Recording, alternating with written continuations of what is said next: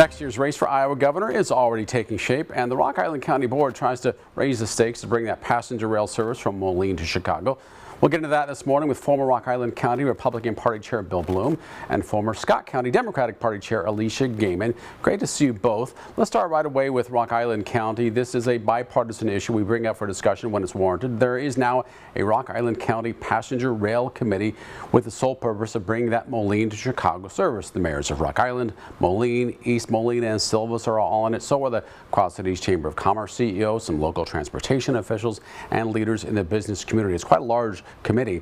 This has been a priority since I moved here more than 10 years ago. There was the mantra, if you build it, it will come. Well, they built that train station in downtown Moline, but the train itself hasn't come. We know it's because the state of Illinois hasn't been able to come to terms with Iowa Interstate Railroad for that railroad to make the necessary upgrades to 55 miles of track. Well, this committee plans to apply pressure on state lawmakers to finally get it done. There's been conversations about using a different railroad and removing Iowa Interstate from that equation altogether. I'm sure you both agree this is something that would help the Quad Cities.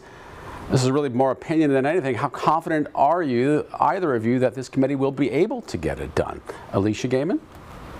I think if you're persistent enough for long enough, things will eventually turn around for you. It's been very fascinating. You said that you've noticed it was a top issue for the 10 years you've lived here. I was in office in 2006, first elected, and this was one of the main talking points in the Iowa legislature, really because we were looking at whether or not we would be able to fully go passenger rail through Des Moines. And so there was huge movement, and it just seems like every time we get everyone around the table, there's one party, be it the federal government or the state government or, you know, Iowa's influence or whatever, that kind of throws everything, and no pun intended, off the rails. But I do think eventually, I think this is going to be needed, and you know, if we keep at it, you know, eventually it's going to get there. There certainly is the desire, but even the federal funding, the matching funds, could expire, I think, at the end of the next year. Bill Bloom, is this the right committee to get it done, do you think?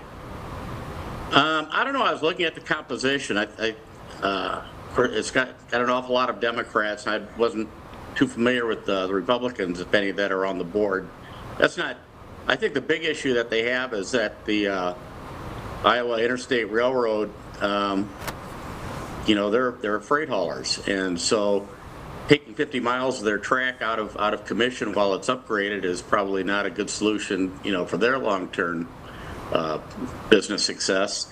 And so, I mean, if they're going to use that route, they have to figure out a way to basically fund the upgrade of the railroad and also do it in a way that minimizes impact on the Iowa Interstate Railroad.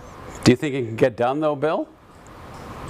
I don't know. I don't know how impactful the upgrades are on the existing track, and I don't know if it's even possible to upgrade the track without seriously affecting their operations. They may have to go a different route.